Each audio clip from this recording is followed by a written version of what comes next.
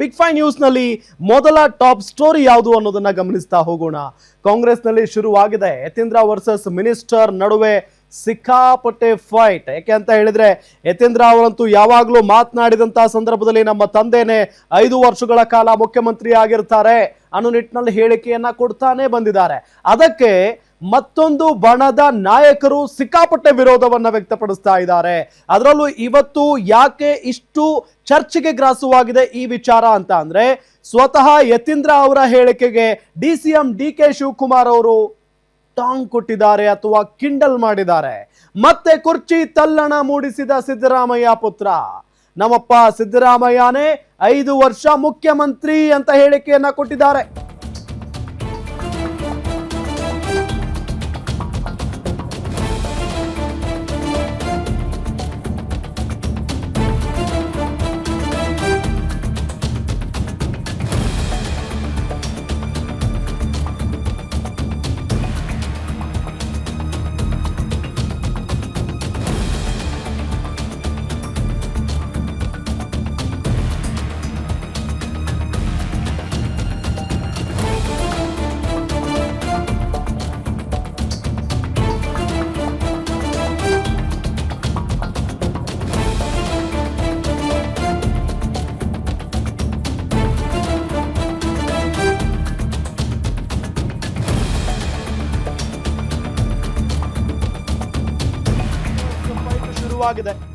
ಮತ್ತೆ ಕುರ್ಚಿ ತಲ್ಲಣ ಮೂಡಿಸಿದ್ದಾರೆ ಸಿದ್ದರಾಮಯ್ಯನವರ ಪುತ್ರ ಯತೀಂದ್ರ.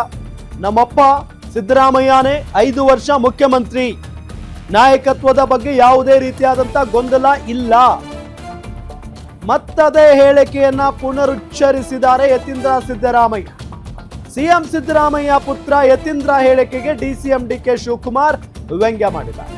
ಯತೀಂದ್ರ ಸಿದ್ದರಾಮಯ್ಯ ಅವರೇ ನಮ್ಮ ಹೈಕಮಾಂಡ್, ಅವರು ಏನ್ ಹೇಳ್ತಾರೋ ಅದನ್ನ ಗೌರವದಿಂದ ಸ್ವೀಕರಿಸೋಣ ಅಂತ DK ಶಿವಕುಮಾರ್ ಮಾತಾಡಿದ್ದಾರೆ. ಇದ್ಯಾವುದನ್ನು ನಾವು ತೀರ್ಮಾನ ಮಾಡೋದಿಲ್ಲ, ನಾವು ತೀರ್ಮಾನ ಮಾಡಲ್ಲ, ಇದನ್ನ ಎಲ್ಲವೂ ಹೈಕಮಾಂಡ್ ತೀರ್ಮಾನಿಸುತ್ತೆ ಅಂತ ಇತ್ತ ಗೃಹ ಸಚಿವ ಪರಮೇಶ್ವರ್ ಹೇಳಿಕೆಯನ್ನ ಕೊಟ್ಟಿದ್ದಾರೆ. ಹಾಗಾದ್ರೆ ಏನ್ ನಡೀತಾ ಇದೆ ಅಸಲಿಗೆ ಕಾಂಗ್ರೆಸ್ನ ಒಳಗಡೆ? ಮುಖ್ಯಮಂತ್ರಿ ಸಿದ್ದರಾಮಯ್ಯನವರ ಮಗ ಬಹಿರಂಗವಾಗಿ ಹೇಳಿಕೆಯನ್ನ ಕೊಡ್ತಾರೆ, ನಮ್ಮಪ್ಪ ಸಿದ್ದರಾಮಯ್ಯನವರೇ 5 ವರ್ಷ ಮುಖ್ಯಮಂತ್ರಿ ಆಗಿರ್ತಾರೆ ಅಂತ ಹೇಳಿ. ಇದೆಲ್ಲದರ ಜೊತೆಗೆ ಇಷ್ಟು ದಿನಗಳ ಕಾಲ ಅವ್ರು ಏನೇ ಮಾತಾಡಿದ್ರು ಬಹಳ ತಾಳ್ಮೆಯಿಂದ ಉತ್ತರ ಕೊಡ್ತಾ ಇದ್ದಂತ DCM DK ಶಿವಕುಮಾರ್ ಹೇಳ್ತಾರೆ, ನಮಗೆಲ್ಲ ಹೈಕಮಾಂಡ್ ಅಂತ ಅಂದ್ರೆ ಅದು ಯತೀಂದ್ರ ಅವರನ್ನೇ ನಾವು ಹೈಕಮಾಂಡ್ ಅಂತ ಹೇಳಿ ಸ್ವೀಕರಿಸೋಣ ಅನ್ನೋ ನಿಟ್ಟಿನಲ್ಲಿ ವ್ಯಂಗ್ಯ ಮಾಡಿದ್ದಾರೆ. 5 ವರ್ಷ ಪರಿಪೂರ್ಣ ಸಿಎಂ ವಿಚಾರ ಇನ್ನೂ ಕೂಡ ಚರ್ಚೆ ಇದೆ. ಬಜೆಟ್ ಆದ್ಮೇಲೆ ಯಾರು ಅದ್ರ ಬಗ್ಗೆ ಚರ್ಚೆ ಮಾಡ್ತಿಲ್ಲ, ಮೀಡಿಯಾದವ್ರು ಮಾತ್ರ ಚರ್ಚೆ ಮಾಡ್ತಿದ್ದಾರೆ ಅನ್ಸುತ್ತೆ. ನನಗೆ ಗೊತ್ತಿರೋಂಗೆ ರಾಜಕೀಯ ವಲಯದಲ್ಲಿ ಯಾರು ಅದ್ರ ಬಗ್ಗೆ ಚರ್ಚೆ ಮಾಡ್ತಿಲ್ಲ. ಈಗ ಅದು ಸೆಟಲ್ಡ್ ಇಶ್ಯೂ.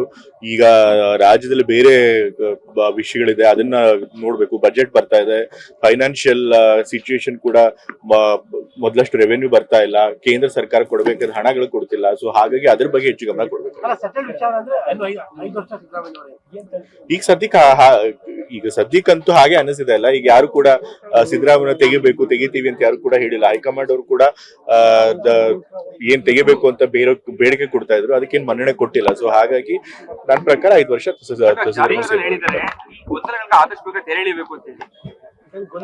ನನ್ನ ಪ್ರಕಾರ ಏನು ಗೊಂದಲ ಇಲ್ಲ. ಏನ್ ಗೊಂದಲ ಇದೆ ಅಂತ ಸರ್ನೇ ಕೇಳಿದ್ರು. ನನ್ನ ಪ್ರಕಾರ ಹೈಕಮಾಂಡ್ ಅವರು ಕ್ಲಿಯರ್ ಆಗಿ ಸಿಗ್ನಲ್ ಕೊಟ್ಟಿದ್ದಾರೆ. ಅವರು ಬಾಯ್ಬಿಟ್ಟು ಹೇಳದೇ ಇರ್ಬೋದು, ಬಟ್ ಅವ್ರಿಗೆ ಕ್ಲಿಯರ್ ಆಗಿ ಸಿಗ್ನಲ್ ಕೊಟ್ಟಿದ್ದಾರೆ, ನಾವ್ ಇವಾಗ ಸದ್ಯಕ್ಕೆ ಯಾವುದೇ ಲೀಡರ್ಶಿಪ್ ಚೇಂಜ್ ಮಾಡಲ್ಲ ಅಂತ ಹೇಳಿ. ಸೊ ಹಾಗಾಗಿ 5 ವರ್ಷ ಸಿದ್ದರಾಮಯ್ಯ ಅವರು ಮುಖ್ಯಮಂತ್ರಿಗಳಾಗಿರ್ತಾರೆ ಅಂತ ನಾನು ನಂಬ್ತೀನಿ. ಅವರೇ ನಮ್ಮ ಹೈಕಮಾಂಡ್, ಅವ್ರೇನ್ ಮಾತು ಹೇಳ್ತಾರೆ ಅವ್ರದ್ದು ಬಹಳ ಗೌರವದಿಂದ ಸ್ವೀಕಾರ ಮಾಡೋಣ. ನೀವು ನೋಡಿದ್ರೆಲ್ಲ ಸರಿ ಇದೆ ಅಂತ ಹೇಳ್ತಾನೆ ಬರ್ತಾ ಇದಾರೆ. ಆದ್ರೆ ಅವರು 5 ವರ್ಷನೇ ಸಿಎಂ ಆಯ್ತಪ್ಪ, ಅವ್ರು ಹೇಳಿದ್ಮೇಲೆ ಅವ್ರ ಹೈಕಮಾಂಡ್ ಹೇಳಿದ್ಮೇಲೆ ಅವ್ರ ಯತೀಂದ್ರನೇ ಈಗ ಹೈಕಮಾಂಡ್ ಅಂತ ನಾವು ಸ್ವೀಕಾರ ಮಾಡೋಣ. ನಡೀರಿ. ಈಗ ಬಸವರಾಜ್ ಅವರು ಸಿದ್ಧಗಂಗಾ ಶಾಸಕರು ಅಲ್ಲಿ ಅವ್ರು ಹೇಳ್ತಾ ಇರುವಂತದ್ದು ಏನು ಒಪ್ಪಂದ ನಾನು ನೋಡಿ, I don't want to react. ಬಸವರಾಜ್ಗೂ ರಿಯಾಕ್ಟ್ ಮಾಡಕ್ ಇಷ್ಟ ಇಲ್ಲ, ನನಗೆ ಯತೀಂದ್ರಾಗಿ ರಿಯಾಕ್ಟ್ ಮಾಡಕ್ಕೂ ಇಷ್ಟ ಇಲ್ಲ. ಏನ್ ರಿಯಾಕ್ಟ್ ಮಾಡಿದ್ರು ನಮ್ ಡೆಲ್ಲಿ ಅವ್ರು ರಿಯಾಕ್ಟ್ ಮಾಡ್ಬೇಕು. ಇದೆಲ್ಲ ನಾವು ಯಾರು ತೀರ್ಮಾನ ಬಹಳ ಸಂತೋಷ. ಬದಲಾವಣೆ ಬಯಸಿದ್ರು. ನಮಗೆ ನೋಡಿ, ಒಂದು ಸ್ಥಿರವಾದ ಆಡಳಿತವನ್ನು ಕೊಡುವಂತ ಸರ್ಕಾರ ಬೇಕು. ಅದನ್ನ ಸಿದ್ದರಾಮಯ್ಯನವರು ನಡೆಸ್ಕೊಂಡು ಬರ್ತಾ ಇದ್ದಾರೆ. ಹಾಗಾಗಿ ಹೈಕಮಾಂಡ್ನವರು ಏನ್ ತೀರ್ಮಾನ ಮಾಡ್ತಾರೆ ಅದನ್ನ ನಾವೆಲ್ಲರೂ ಕೂಡ ಒಪ್ಕೊಳ್ತೀವಿ. ಇಲ್ಲಿ ಅಲ್ಲಿ ನನಗೆ ಇಷ್ಟಪಡ್ತಕ್ಕಂಥ ಜನ, ನಮ್ಮ ಕಾರ್ಯಕರ್ತರು, ನಮ್ಮ ಮುಖಂಡರುಗಳು ಹೌದಪ್ಪ ಪರಮೇಶ್ವರ್ ಮುಖ್ಯಮಂತ್ರಿ ಆಗ್ಬೇಕು ಅಂತ ಹೇಳಿದ ಕ್ಷಣಕ್ಕೆ ಏನು ಬದಲಾವಣೆ ಆಗ್ಬಿಡೋದಿಲ್ಲ. ಆದ್ರೆ ಅವರ ಅಭಿಪ್ರಾಯಗಳನ್ನ ಅವ್ರು ಹೇಳ್ತಾ ಇರ್ತಾರೆ. ನಾನು ನೋಡಿದ್ದೀನಿ ಕೆಲವು ಕಡೆ ಹೋದಾಗ.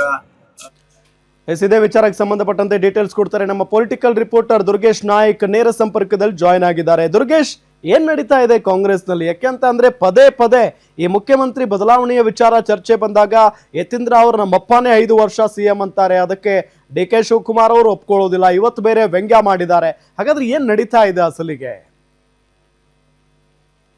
ಖಂಡಿತ ರಾಮ್, DK ಶಿವಕುಮಾರ್ CM ಸಿದ್ದರಾಮಯ್ಯ ಅವರ ನಡುವೆ ನಡೀತಿರುವಂತಹ ಈ ಒಂದು ಫೈಟ್ ಸಾಕಷ್ಟು ಸದ್ಯಕ್ಕೆ ಒಂದು ತಾತ್ಕಾಲಿಕ ಬ್ರೇಕ್ ಪಡೆದಿತ್ತು. ಆದ್ರೆ ಇದೀಗ ವಿಶೇಷ ಅಧಿವೇಶನದ ಬಳಿಕ ಮತ್ತೆ ಬಜೆಟ್ಗೆ CM ಸಿದ್ದರಾಮಯ್ಯ ತಯಾರಿ ನಡೆಸಿಕೊಂಡಿರೋದ್ರಿಂದ ಮತ್ತೆ ರಾಜಕೀಯದಲ್ಲಿ ಸಂಚಲನಕ್ಕೆ ಕಾರಣವಾಗಿದೆ. DK ಶಿವಕುಮಾರ್ ಅವರ ಹೇಳಿಕೆ ಮತ್ತು ಯತೀಂದ್ರ ಅವರ ಹೇಳಿಕೆ ಬಹಳಷ್ಟು ಸಂಚಲನಕ್ಕೆ ಕಾರಣವಾಗಿರುವಂತದ್ದು. ಇಷ್ಟು ದಿನಗಳ ಕಾಲ ಸೈಲೆಂಟ್ ಆಗಿದ್ದಂತಹ DK ಶಿವಕುಮಾರ್ ಅವರು ಇದೀಗ ಒಂದ್ ಕಡೆ ವೈಲೆಂಟ್ ಆಗಿದ್ದಾರಾ ಅನ್ನುವಂಥದ್ದು. ಯಾಕಂದ್ರೆ ಯತೀಂದ್ರ ಅವರ ಹೇಳಿಕೆಯನ್ನ ಆಧರಿಸಿ ಯತೀಂದ್ರ ಅವರು ನಮಗೆ ಹೈಕಮಾಂಡ್ ಅನ್ನುವಂತ ಮಾತನ್ನ ಹೇಳಿರುವಂತದ್ದು ಬಹಳ ಚರ್ಚೆಗೆ ಗ್ರಾಸವಾಗ್ತಾ ಇದೆ. ಯಾಕಂದ್ರೆ CM ಸಿದ್ದರಾಮಯ್ಯ ಅವರ ಪರ ಯತೀಂದ್ರ ಅವರು ಹೇಳಿಕೆಗಳನ್ನ ಕೊಡ್ತಾ ಇದ್ರು. ನಮ್ಮ ತಂದೆಯ 5 ವರ್ಷ CM ಆಗಿರ್ತಾರೆ, ಅದಕ್ಕೆ ಹೈಕಮಾಂಡ್ ಕೂಡ ಈಗಾಗಲೇ ಎಲ್ಲ ಕ್ಲಾರಿಟಿನ ಕೊಟ್ಟಿದೆ, ಕನ್ಫರ್ಮ್ ಮಾಡಿದೆ, ಒಂದು ಸಿಗ್ನಲ್ ಅನ್ನ ಕೊಟ್ಟಿದೆ ಅನ್ನುವಂತ ಮಾತನ್ನ ಹೇಳಿದ್ದಾರೆ.